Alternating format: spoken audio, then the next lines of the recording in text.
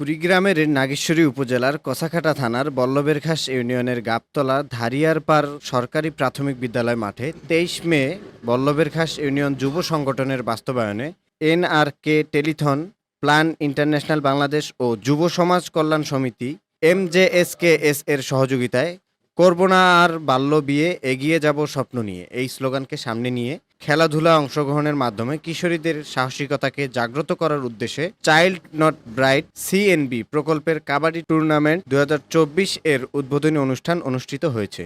এ সময় প্রধান অতিথি হিসেবে উপস্থিত ছিলেন বল্লভেরঘাস ইউপি চেয়ারম্যান আব্দুর রাজ্জাক, যুব সংগঠনের সভাপতি জ্যোৎস্না খাতুন, সাধারণ সম্পাদক রোকনউজ্জামান রুবেল, চাইল্ড নট ব্রাইট প্রজেক্টের coordinator Mahmudul Hasan, field facilitator Selim মণ্ডল। খেলা পরিচালনা করেন ইউপি সদস্য শাহ আলম ও আব্দুল করিম।